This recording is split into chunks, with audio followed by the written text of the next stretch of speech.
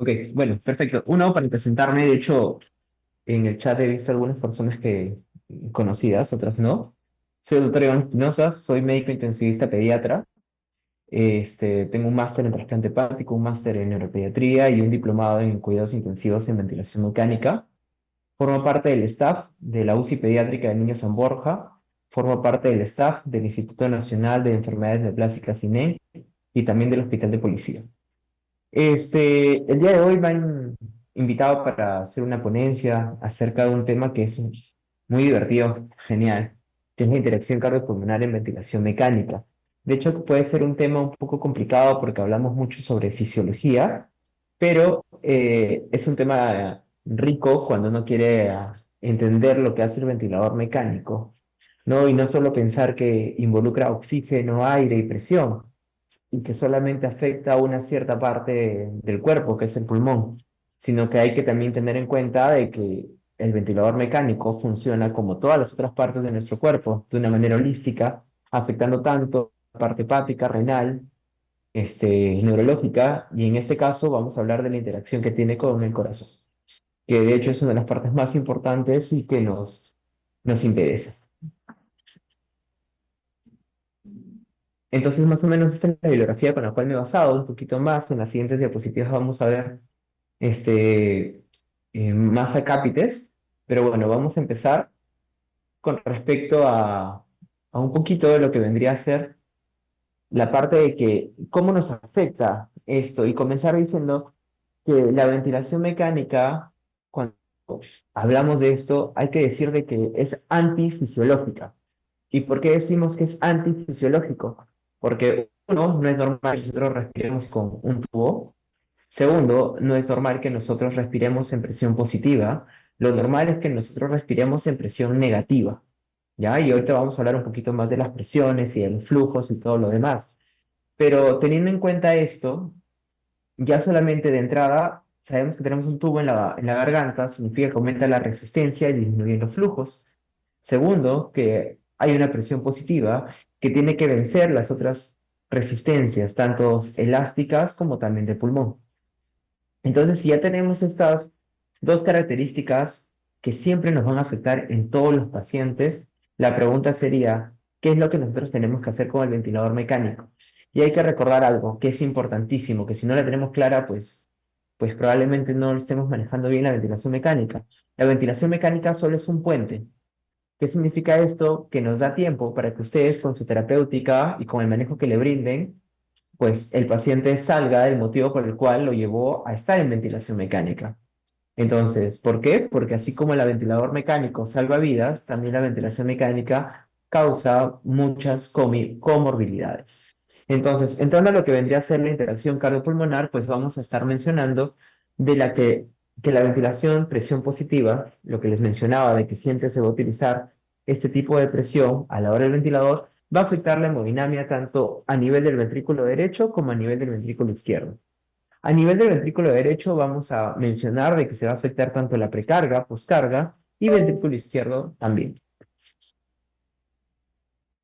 Entonces, recordar algo que puede sonar muy lógico, pero recordar que el pulmón y el corazón están dentro de la misma caja, que es la caja torácica.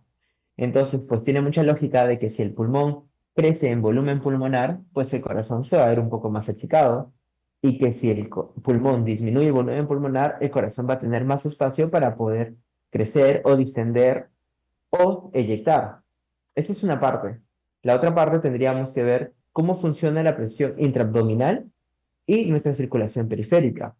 Entonces, tenemos que tener en cuenta de que entonces el pulmón y el corazón no solamente se basan en un circuito paralelo y en serie, sino que también tenemos que ver la presión abdominal y la presión periférica. Este tipo de presiones, que ya estamos hablando que es la caja torácica, mencionamos que es la presión intratorácica, sometido a cambios de presión en la respiración. Va a afectar tanto el retorno venoso como la poscarga.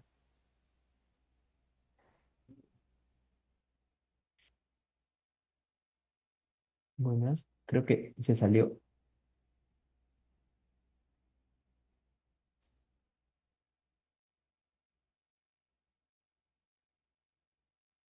para mencionar acerca de lo que vendría a ser los cambios que vamos a tener, y esto yo les explico bastante a mis residentes de la SUB, eh, tenemos que tener un tubo, tenemos que tener un tubo en válvulas, una válvula de ingreso y una válvula de egreso, para que nuestro aire llegue hasta la válvula de egreso y supere esta resistencia, pues el flujo o la presión que tiene que tener la presión de ingreso tiene que ser mayor a esta. Entonces, tenemos que nosotros tener en cuenta que nuestra presión de ingreso, que vendría a ser la de acá, tiene que ser mayor que la presión 2 para que el flujo se pueda dar como positivo. Ahora, vamos a ver de que va a haber esta tubería, que vendrían a ser la pulmón. Tenemos una presión intra y una presión extra. Cuando la presión intra es grande, significa que va a distender la cavidad. Cuando la presión es negativa, como figura acá, va a colapsar. Esa es una parte. La segunda parte es de que nuestra presión extrínseca aumente. Si la presión extrínseca aumenta, pues vamos a tener un colapso de la parte intrínseca.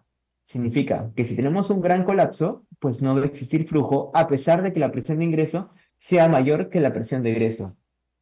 Y ustedes pueden pensar, ok, es muy lógico todo lo que se menciona y hay que llevar esta parte lógica o la practicidad a lo que vendría a ser la interacción cardiopulmonar para que se pueda entender.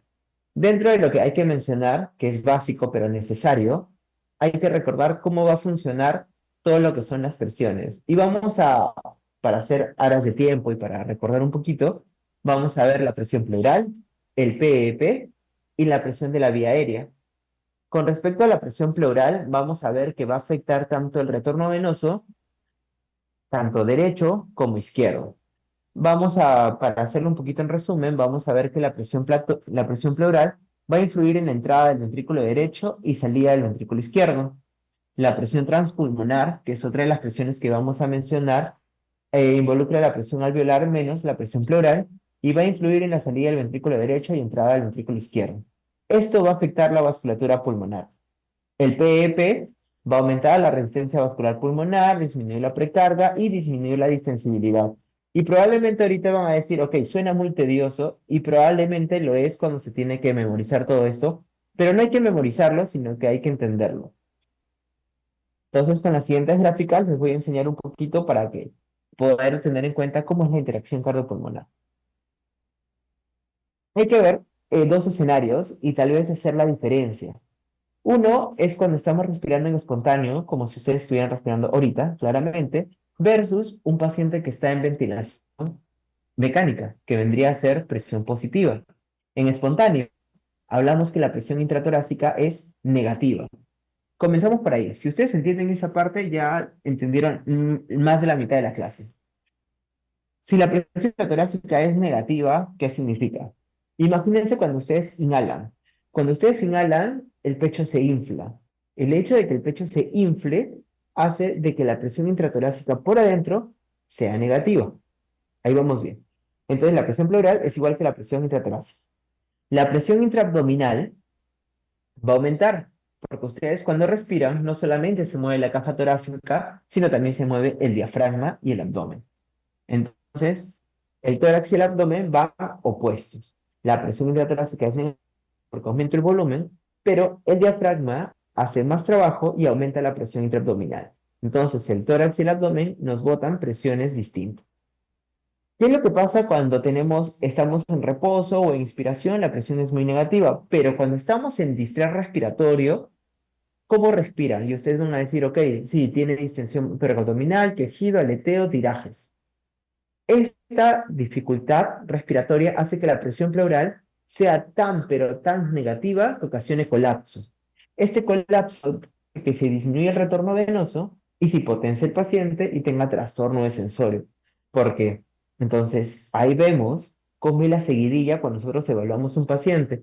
Porque muchas de las veces cuando decimos hay que intubar a un paciente no lo hacemos tanto por dificultad respiratoria, sino porque estamos viendo, ok, ya se chocó, ok, hay trastorno de sensorio, ok, está muy hipóxico. Pero para que pase esto, tiene que ser tanta la presión pleural negativa que colapse las aurículas derechas. Entonces, acá veamos en este gráfico que les puse en, en la esquina derecha, vamos a ver cómo son los pulmones en reposo. La presión pleural negativa, no hay ningún problema. La presión aórtica de la base también es negativa. Pero cuando tenemos músculos intercostales trabajando o cuando tenemos dificultad respiratoria, pues la presión pleural se vuelve mucho más negativa. Al tener mucho más negatividad, vamos a tener colapso en la aurícula derecha y vamos a tener disminución del retorno venoso y vamos a tener disminución de la resistencia vascular pulmonar.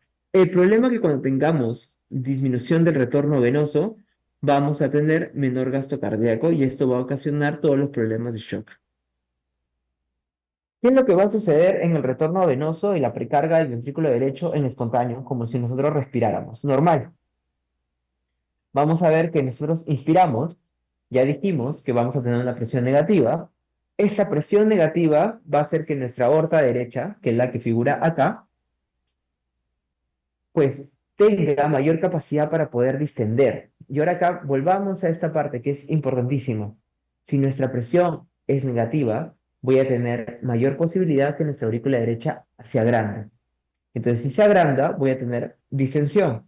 Y si tengo mayor aurícula derecha, y ahí recordemos la clase de anatomía de hace 1000 años. ¿Por dónde se llega el retorno venoso? Siempre va a llegar por la vena cava superior, por la aurícula derecha. Por ende, significa que aumentaría el retorno venoso. Al tener mayor retorno venoso, vamos a tener mayor precarga. Por el otro lado, en la inspiración va a aumentar la presión intraabdominal. Habíamos mencionado que el tórax y el abdomen son opuestos y va a aumentar la gradiente de la vena cava inferior. Por ende, vamos a tener mayor eyección de la vena cava inferior que va a pasar a la superior y mayor posibilidad de que la aurícula derecha se llene. ¿Qué es lo que pasa con esto? Si la aurícula derecha tiene menor presión y tiene mayor sensibilidad y se va a llenar mucho más, hay que recordar que nada es como cuando uno infla un globo. Vamos inflando, se va llenando, se va llenando, se va llenando, se va llenando, pero tiene un tope. Y cuando tiene ese tope y ustedes lo siguen llenando, se revienta. Entonces, todo tiene un límite. La aurícula derecha también pues va a tener un límite. Y esto va a pasar cuando la presión intertorácica sea muy negativa, donde va a colapsar la vena a la entrada del tórax. Entonces, a pesar de que tengamos espacio para poder distender la aurícula derecha, nuestro caño se cerró. Y si el caño se cierra, pues ya no llega sangre a donde debería llegar, que es el lado derecho. Entonces, eso es lo que sucede cuando nosotros vemos la precarga en el ventrículo derecho. Estos gráficos, si es lo que yo quiero que quede clarísimo, el retorno venoso con la presión de la aurícula derecha va a ser clara. Si nosotros tenemos una presión aurícula derecha baja, bajetona acá como 0, 1, 2, el retorno venoso va a ser alto. ¿Por qué? Porque no le ejerzo mucha fuerza en la aurícula derecha y va a tener mayor posibilidad de distenderse.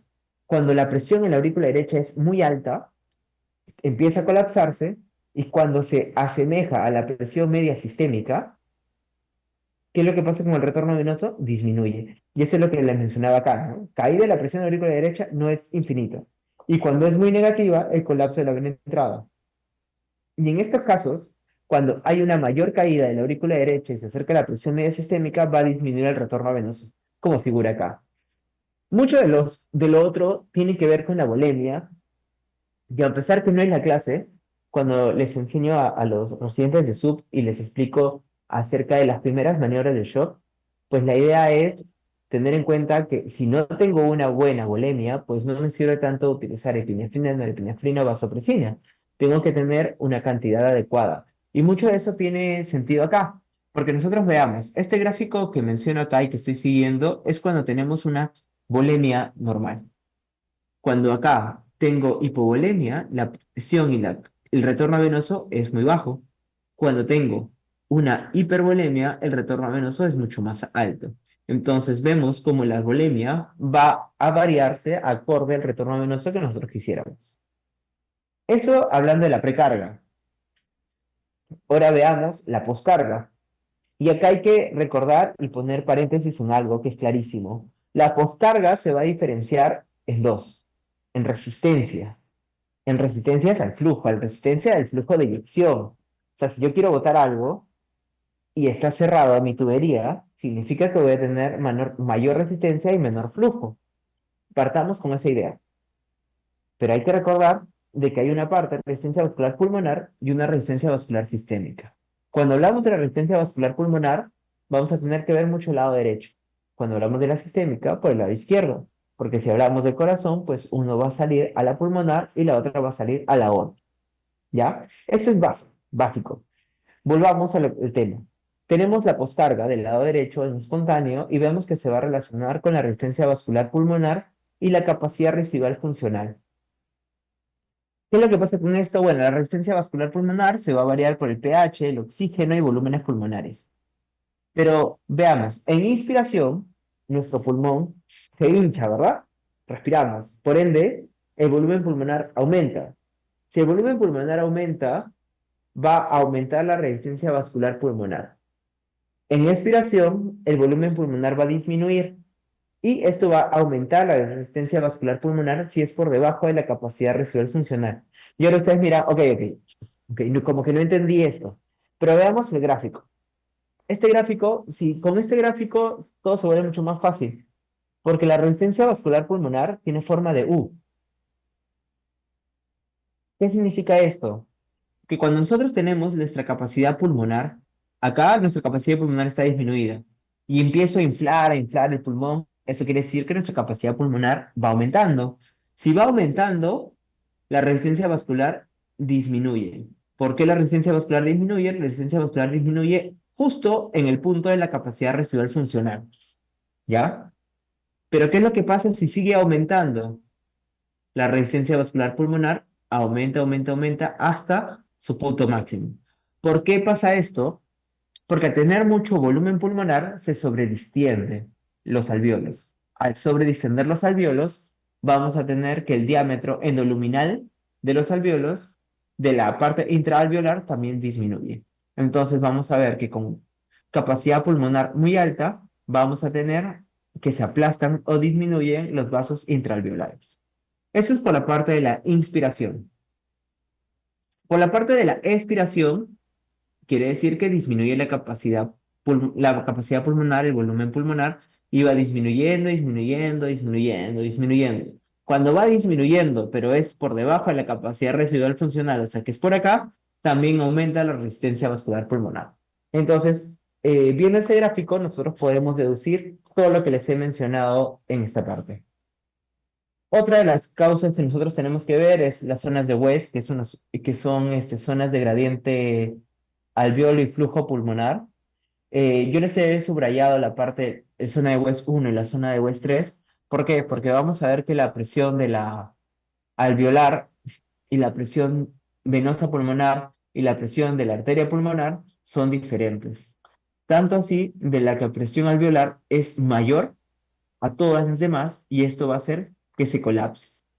Al colapsarse, pues esta zona no tiene flujo. Esto no sucede en gente sana, pero en pacientes que están con enfermedad, pues puede pasar. ¿Qué es lo que pasa cuando tenemos una zona 3? La zona 3, vemos cómo el flujo pasa, vemos cómo la presión de la arteria pulmonar es mayor que la presión alveolar y que la presión venosa. Entonces vamos a tener poca resistencia, alto flujo. Por ende, la zona 3 va a ser la más, la que tengamos mayor perfusión. Eso es como el lado derecho. El lado izquierdo, pues tiene que ver porque funciona en paralelo en serie, ¿no? Se llena la aurícula derecha, pasa el ventrículo derecho, se va a la aurícula izquierda y después se va al ventrículo izquierdo. Eh, Hay que recordar algo que también es anatomía básica. Tenemos nuestro lado derecho, que es muy distensible, y nuestro ventrículo izquierdo no lo es. El problema con esto de que el ventrículo derecho sea muy distensible, ¿qué significa? Que esta parte se puede inflar, inflar, inflar. En cambio, el ventrículo izquierdo, para inflarlo, necesito mucha presión.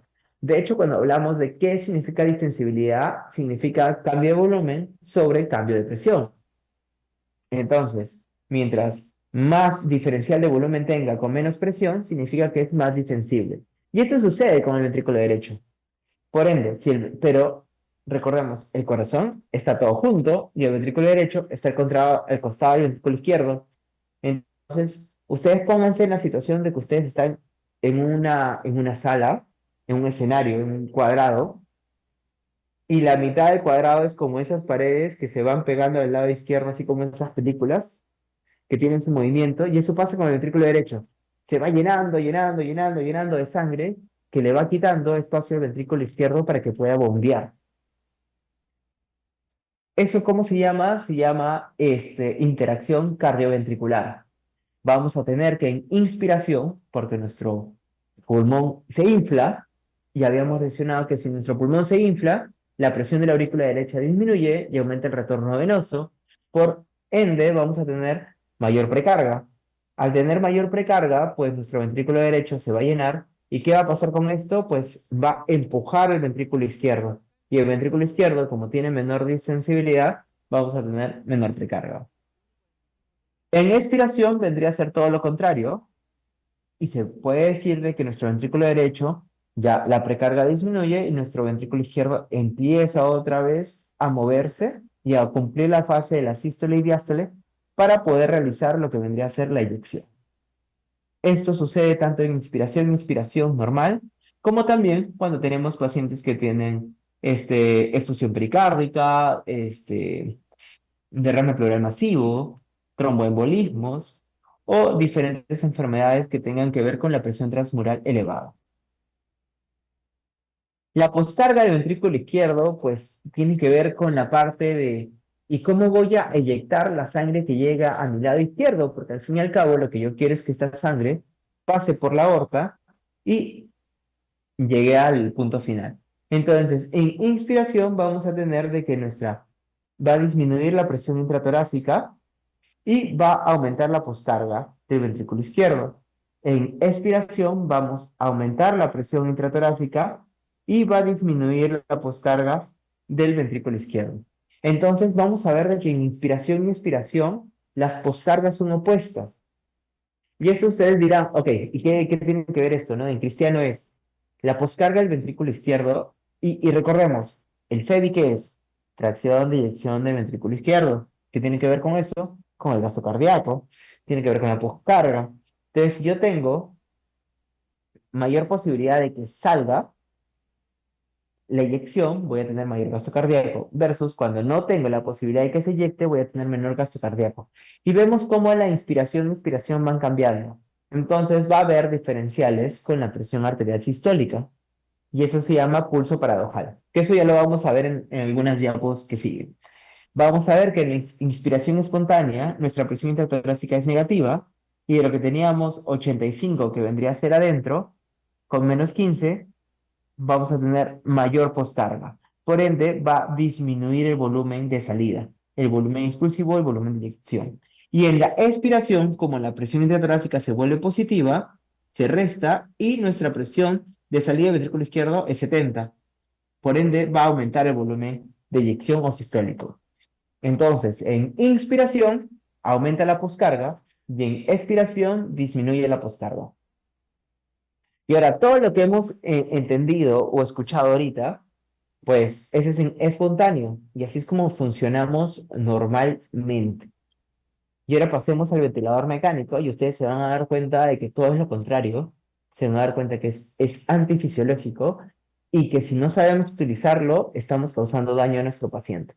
Por eso muchas veces el manejo de la ventilación mecánica es un manejo muy fino y hay que hacerlo despacio, pensando en en todas las comorbilidades que puede causar. ¿Y qué es lo que pasa con la ventilación de presión positiva? Va a crear un gradiente entre ventilador y presión, y como yo les mencioné, la gradiente tiene que ser tanta que tiene que ganar estas presiones, que es el flujo por resistencia, la distensibilidad y el PEP total. Vamos a ver cómo acá figura la presión positiva con un ventilador mecánico. Vamos a ver de que le da presión acá, que se llama presión positiva. Vamos a ver cómo va a afectar a nivel de la aurícula derecha, a nivel del ventrículo derecho y del lado izquierdo. Si nosotros queremos tal vez un poquito como resumirlo, vamos a ver de que la presión positiva va a aumentar la presión pleural y esta va a comprimir el retorno venoso. ¿Por qué? Porque va a comprimir la aurícula derecha, aumentándola.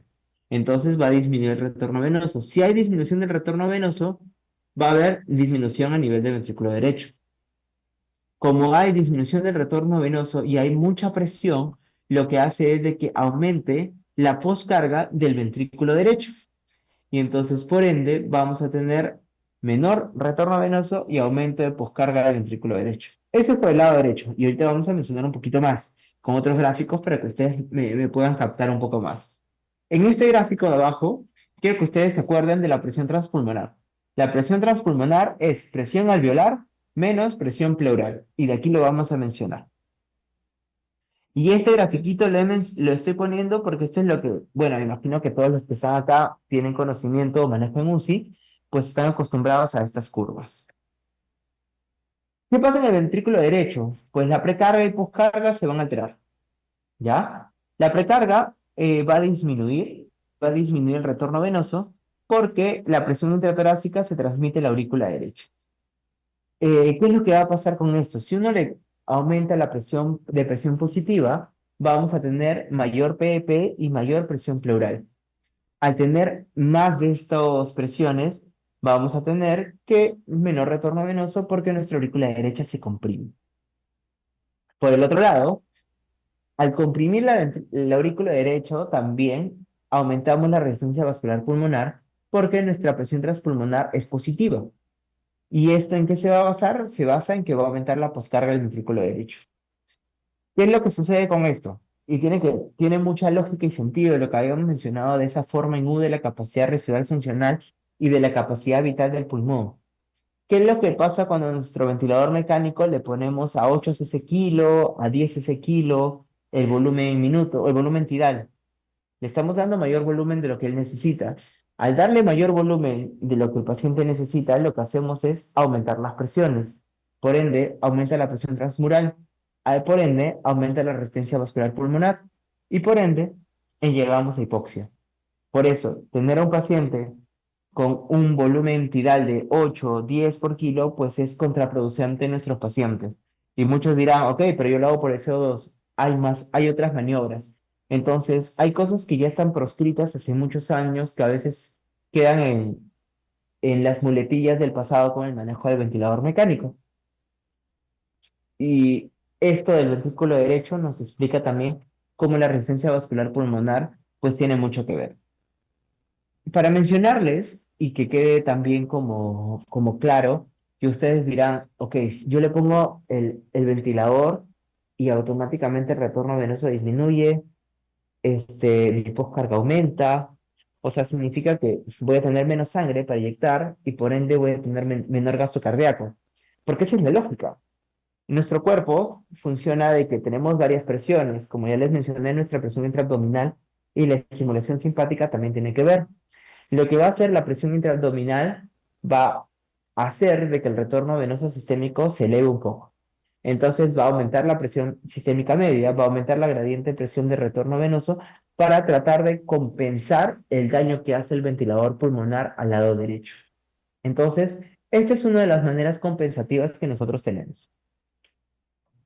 Y ahora es en nuestro lado derecho, pasemos a nuestro lado izquierdo y va a ser todo lo contrario. Nuestro lado izquierdo va a aumentar la precarga y va a disminuir la poscarga. Entonces ustedes dirán, ok, nos está yendo bien, porque aumenta la presión transpulmonar durante la insuflación y aumenta el llenado del ventrículo izquierdo y voy a tener mayor precarga. Entonces va a disminuir el retorno venoso sistémico y va a disminuir la eyección ventricular, pero derecha, ¿ah? No a la izquierda. Y en el caso de la poscarga, significa que va a disminuir la resistencia y al disminuir la resistencia voy a tener mayor posibilidad de inyectar sangre. Por ende, voy a tener mayor volumen sistólico.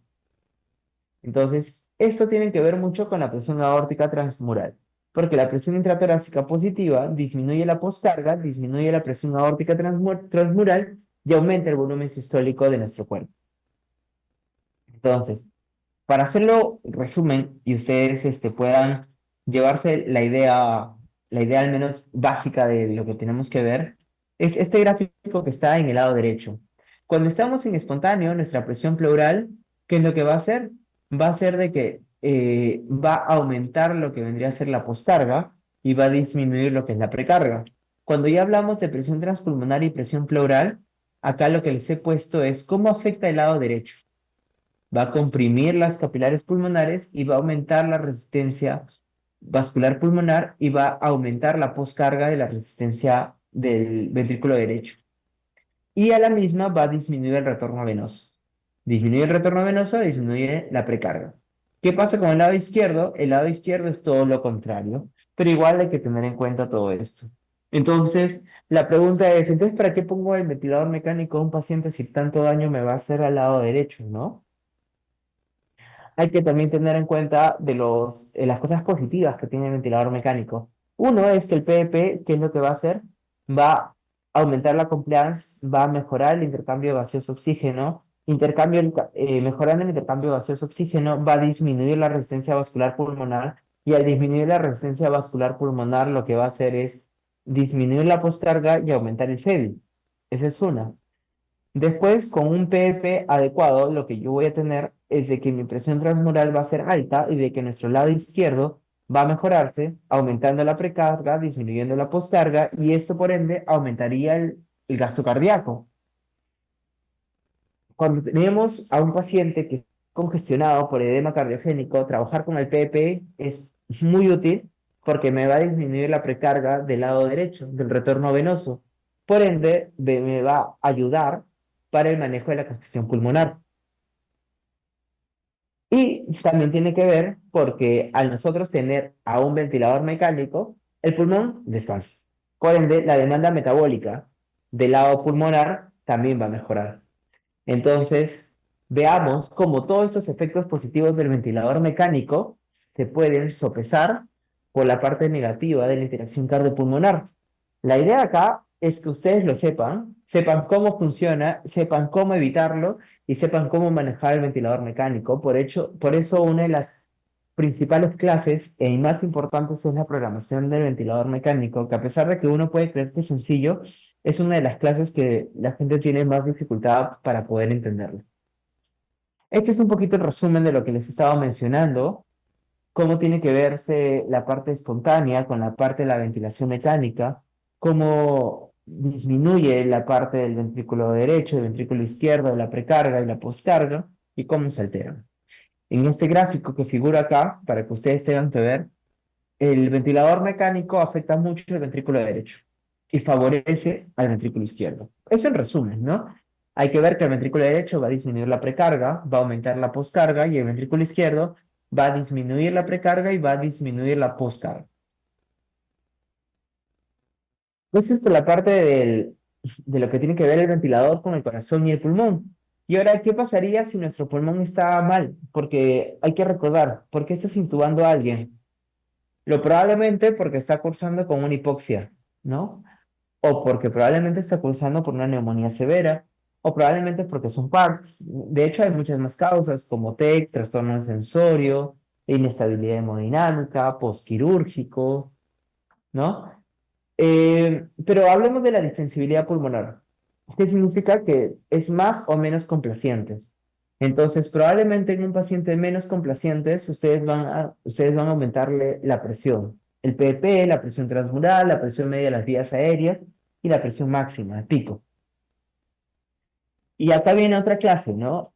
¿Hasta cuánto yo le voy a aumentar las presiones? ¿Y qué es lo que yo tengo que vigilar para eso? Muchos de nosotros intentamos de que nuestro paciente sature 100%, lo cual está pésimo. Nuestra idea es que nosotros tenemos que tener un target de saturación de oxígeno. Tenemos que recordar que existe la hipoxemia permisiva y la hipercapnia permisiva. Hay que tener nuestros objetivos acorde a la enfermedad y que las guías y los protocolos están para guiarnos, no para obedecerlos. Cada paciente nos indica qué es lo que necesita. Y bajo este criterio hay que ver, si tengo un edema cardiogénico, pues el PP me va a servir, porque ya habíamos mencionado que la presión positiva lo que hace a nivel del lado derecho es disminuir el retorno venoso.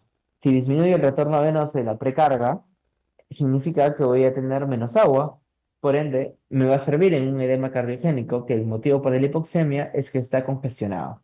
Por ende va a mejorar el intercambio gaseoso y va a mejorar la resistencia vascular pulmonar, y al mejorar la resistencia vascular pulmonar lo que va a ocasionar es de que aumente la fracción de eyección y el gasto y el volumen sistólico y el gasto cardíaco de nuestros pacientes.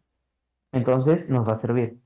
Pero ¿qué pasa en infartos? Donde tenemos otro tipo de edema, ¿no? No es edema cardiogénico de agua, sino es un edema inflamatorio, un edema lleno de polimorfonucleares, un edema lleno de neutrófilos, y tenemos una alteración parenquimal. Entonces, el PP va a alterar la presión alveolar, va a aumentar la poscarga y va a empeorar la resistencia vascular pulmonar, porque tenemos mucha presión. Y esto va a disminuir todo lo que habíamos mencionado hace las diapositivas anteriores. Claro, con sus cosas positivas, ¿no? Que ya habíamos mencionado, que aumenta el intercambio gaseoso, aumenta el reclutamiento, disminuye el metabolismo del pulmón. Entonces, ok, y ustedes dirán, todo esto suena como que muy contradictorio y es algo que de repente no lo estudiamos, pero hay que recordar, entonces, ¿qué es lo que tenemos que hacer? Y el PvP se va a basar en algo claro, ¿es héroe o villano? Y no depende tanto del PvP, sino depende de nosotros, cómo lo programemos. No es normal que tengamos un FIO 100 y un PvP 5. Eso quiere decir que el que lo programó probablemente está un poquito equivocado. No puede ser normal que tengamos un PvP 10 y un FIO 30. Probablemente estamos yendo en contra de lo que nosotros estamos estudiando o viéndolo. Entonces, pero acá volvamos con un poquito de la fisiología y lo que habíamos mencionado antes. Tenemos una resistencia vascular pulmonar en forma de U. Si tengo un PVP muy bajo, lo que va a pasar es de que vamos a tener atelectasias, vamos a tener reclutamiento, y al tener atelectasias vamos a tener zonas hipoxémicas, zonas donde vamos a tener vasoconstricción hipóxica. Por ende, ¿qué significa? Que vamos a tener mayor resistencia vascular pulmonar.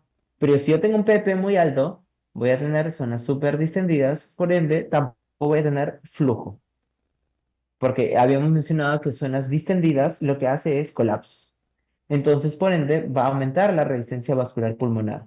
Tanto tener PPs bajos como altos me aumenta la resistencia vascular pulmonar. Y si me aumenta la resistencia vascular pulmonar, significa que me aumenta la poscarga, significa que disminuye todo lo que es el volumen de salida. Entonces vamos a tener redirección de flujo sanguíneo a áreas mal ventiladas. La perfusión miocárdica es uno de los temas que más importantes, que más nos debería gustar, pero es el menos estudiado. Y probablemente ustedes van a decir, ok, no le pongo mucho PP porque se me va a hipotensar. Pero la pregunta sería, ¿por qué? Y la otra pregunta sería, ¿y a partir de qué PP?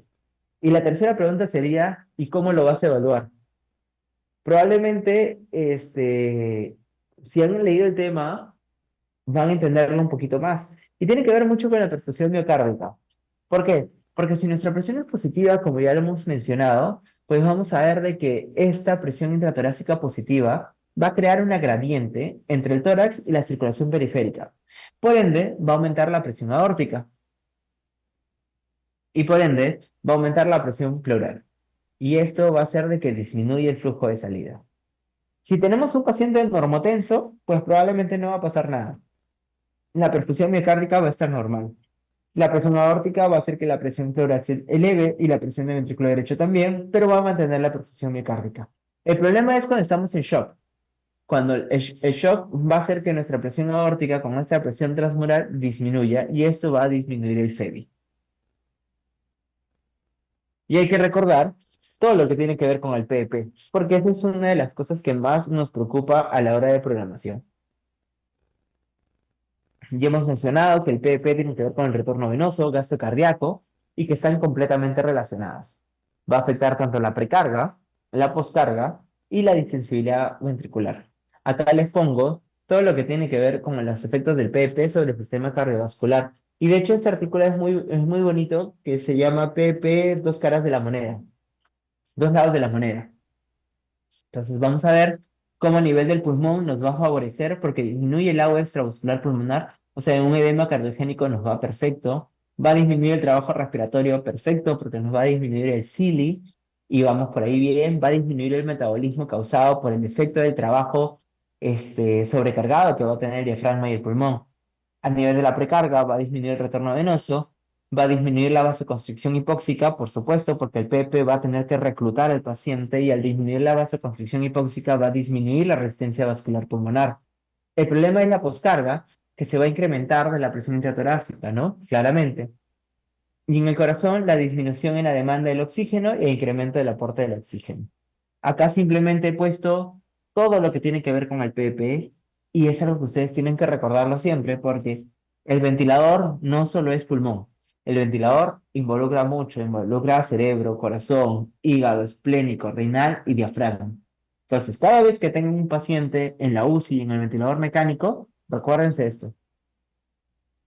Y aquí viene un artículo muy bonito que se creó, que se escribió en 2024 y tiene que ver el impacto del PEP en hemodinámica, mecánica pulmonar y oxigenación. Claramente ya hemos mencionado que el PEP, o sea, con la oxigenación, perfecto, a no más que llegamos a una zona donde tengamos distensibilidad pulmonar. Lo que hizo este artículo fue comparar el volumen sistólico, gasto cardíaco y el DO2. El DO2 significa entrega de oxígeno al aumentar el PEP en 12. Y veamos qué es lo que pasa. 5, 12 y 10, ¿no? De pp. Vemos cómo la saturación de oxígeno probablemente en 5 se mantenía y con 10 sí nos fue bien. Pero y digamos, ok, ¿y por qué en 10 me fue mejor que el 12? Porque nosotros usualmente decimos, le voy a aumentar P para aumentar el reflotamiento, aumentar la oxigenación, probablemente la saturación me vaya bien. Probablemente en estos pacientes ya con 12 ya estaba sobredistendida el pulmón y por eso la saturación no fue la que nosotros buscábamos. Y acá veamos la compliance. La compliance 5, 12, 10. Vemos cómo disminuyó en vez de aumentar la compliance, que algo que nosotros buscamos siempre en el ventilador mecánico. De hecho, cuando nosotros vemos ventilación mecánica, si nosotros hacemos ventilación mecánica sin mecánica pulmonar, sin evaluar la mecánica pulmonar, la verdad es que no estamos haciendo ventilación mecánica, porque siempre tenemos que sacar estos datos. Y después el índice cardíaco. El índice cardíaco es nuestra arma. Si nosotros no sacamos índice cardíaco, probablemente no estamos evaluando la hemodinamia de ningún paciente. Y nuestro índice cardíaco vemos que disminuye cuando teníamos un PP5, un PP10 y un PP12. Y lo mismo con la parte del índice de entrega de oxígeno, que vendría a ser el DO2. Entonces, con eso que más o menos nos llega en conclusión de que con PPs altos, pues vamos a encontrar de que el índice cardíaco y el DO2 disminuye. Pero en este estudio se notó de que la presión arterial no hubo cambios.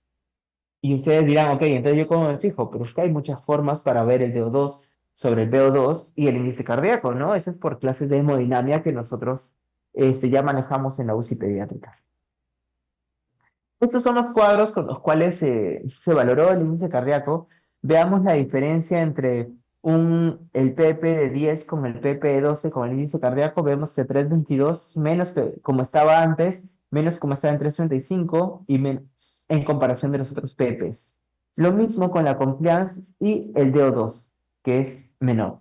Entonces podemos darnos cuenta de que sí va a haber afectación del PP a la hora de manejo del gasto cardíaco. Este es otro artículo que se publicó en el Pediatric Critical Care, que lo que hizo fue hacer un estudio prospectivo en el Children's Hospital para ver qué pasaba cuando nosotros movíamos el PEP, pero cómo lo evaluábamos. Ya vimos que la presión arterial no lo vamos a evaluar o no vamos a ver. Ya bajó la presión arterial, probablemente la hemodinamia se alteró. Si ustedes están esperando eso, probablemente han dejado pasar horas preciadas para nuestro paciente. Y claramente con esos artículos y esta clase les estoy mencionando de que nosotros tenemos que evaluar la hemodinamia de una manera óptima. Pero lo que dice este artículo es interesante. Veamos cómo el índice cardíaco varía entre PP0, PP4, PP8 y PP12. A pesar de que vemos que hay una diferencia, lo que se menciona es que la diferencia fue aproximadamente del 10% entre el índice cardíaco cuando se usó diversos tipos de PP y que esta diferencia no era clínicamente significativa. Por ende, no hubo cambios en la frecuencia cardíaca y la presión arterial. Esto sería un cuadro de resumen para ver lo que pasa con el PP, cuando aumenta el gasto cardíaco y cuando disminuye el gasto cardíaco. El PP va a aumentar el gasto cardíaco, por supuesto, cuando vamos a tener una disminución de la poscarga del ventrículo izquierdo y el FEBI aumenta.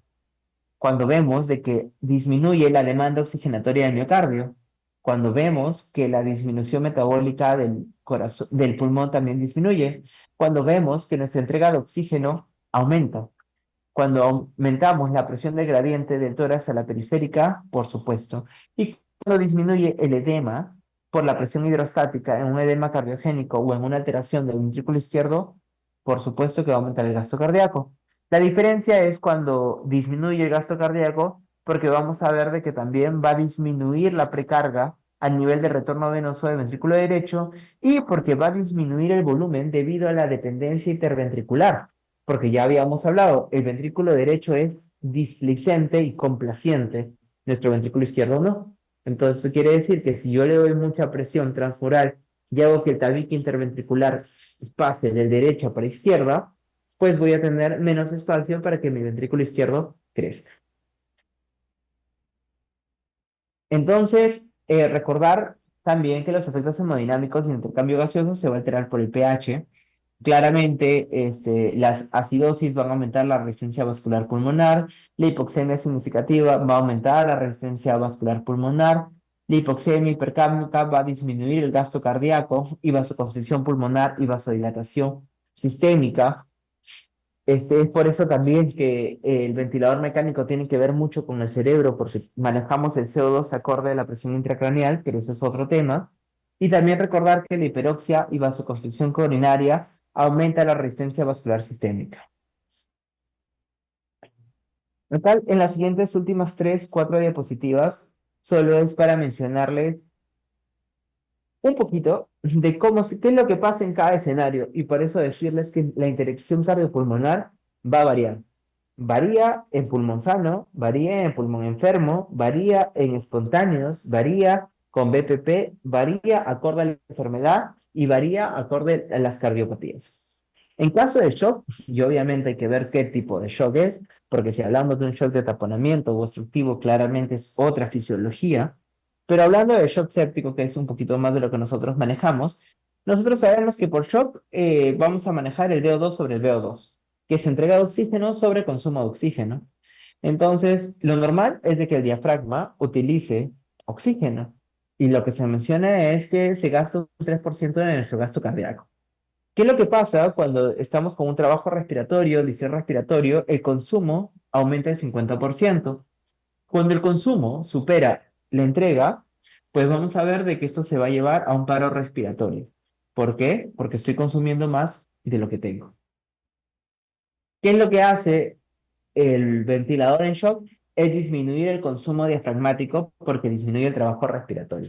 Por ende, hay muchas indicaciones de soporte ventilatorio y de soporte oxigenatorio para el shock, por supuesto. De hecho, SYNAP, CPAP y ventilación mecánica se puede utilizar en paciente que está séptico, claramente. En paciente que está con shock, usualmente nosotros ya pasamos a lo que vendría a ser la intubación.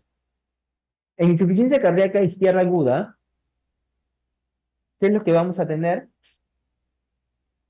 Edema. Y en el caso del edema, habíamos dicho que el aumento de la presión con el PP va a disminuir el retorno venoso al aumentar la presión auricular derecha y por ende voy a tener menos precarga y menor posibilidad de lo que tenga edema. Y esto va a funcionar perfecto para pacientes que tengan fracción de eyección preservada del lado derecho. Del lado izquierdo es otra historia porque ya hemos visto que va a disminuir la poscarga, va a mejorar la función ventricular izquierda y claramente si teníamos un FEBI disminuido con el PP va a aumentar el FEBI. Y claramente va a aumentar el aporte de oxígeno miocárdico al reducir el trabajo de los músculos respiratorios. ¿Por qué? Porque si estamos viendo de que nuestro cuerpo es sabio y es eh, la redirección de flujo sanguíneo en un paciente con shock, pues va a priorizar cerebro, pulmón y corazón. Si nuestro pulmón está con un menor metabolismo porque estoy con un tubo, ¿qué significa? Que nuestro cuerpo va a redirigir a lo que vendría a ser el cerebro o al corazón. Por ende, vamos a tener mayor aporte del oxígeno miocárdico.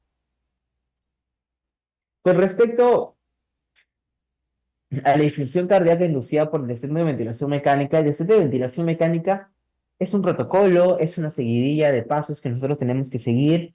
Es, es un trabajo muy bonito y muy en conjunto que nosotros hacemos siempre, tanto con la parte de la fisioterapia respiratoria. Los fisioterapeutas nos llevan kilómetros en hacer esto, pero nosotros evaluamos mucho. No solamente evaluamos pruebas espontáneas, ¿no? Pruebas de extubación espontáneas, sino también evaluamos la parte cardíaca. También evaluamos nuestra parte respiratoria, también evaluamos ecografías diafragmáticas, también evaluamos la parte neurológica y la parte hemodinámica.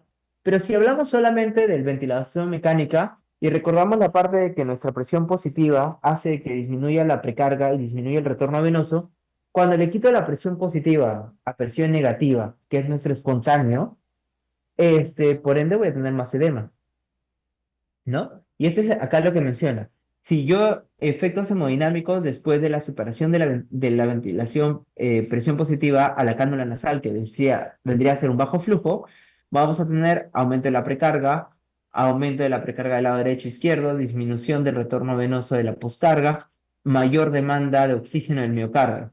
Entonces vamos a tener que nuestro corazón va a chambear más. Esto se refiere al WIPO, que se llama alto porcentaje de fracasos del destete por edema pulmonar cardiogénico, porque aumenta el retorno venoso. Entonces, cada vez que nosotros tengamos en mente nuestro destete de ventilación mecánica, también tendríamos que evaluar esto, ¿verdad?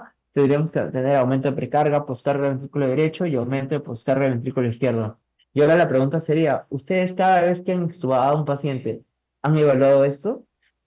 Espero que sea así, y si no, por lo menos tenerlo en cuenta a partir de ahora. Entonces siempre va a ser igual, va a cambiar, como ya les he mencionado. Y este es uno de los temas que más nos gusta porque estoy seguro que a la mayoría que hace UCI le gusta parts.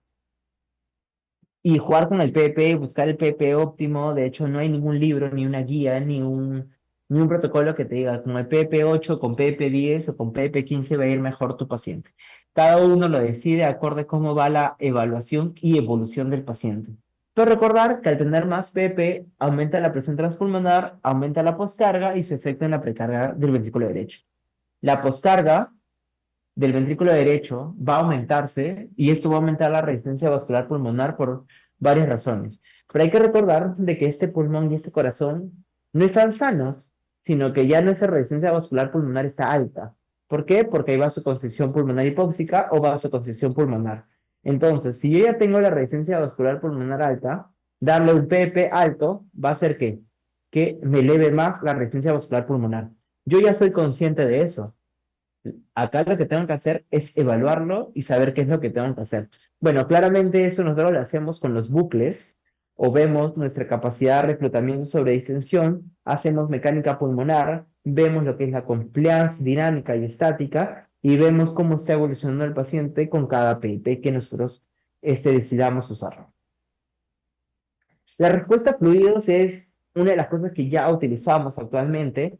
Hay que recordar que si uno cree que darle líquidos para el manejo de shock está bien, pues probablemente pues estamos tocando la punta del iceberg y no estamos viendo nada de lo que es el shock, nada de lo que es la microcirculación y faltaría actualizar en todo esto. Y acá les he puesto una línea muy básica, solamente para recordar, administrar líquidos aumenta el gasto cardíaco solo en la mitad de los pacientes y dura casi entre 30 y 60 minutos. Hay literatura que menciona que solamente en el 33% de los pacientes funciona darle líquido. Por ende, deberíamos pasar a utilizar vasoactivos.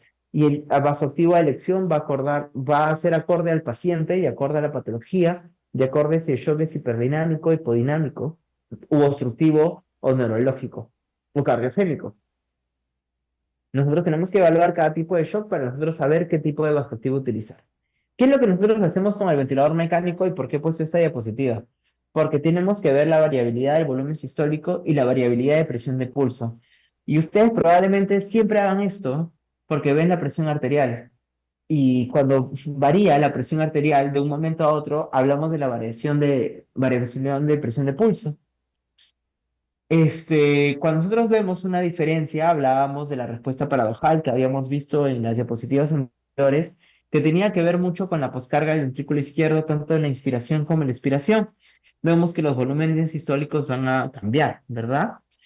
Se hizo unos estudios y se sacó la conclusión de cuando tenemos un volumen corriente bajo y le aumentamos 12 C por kilo a nuestro volumen corriente por lo menos un minuto, si nuestro BPP aumenta más del 12%, quiere decir que es respondedor a fluidos.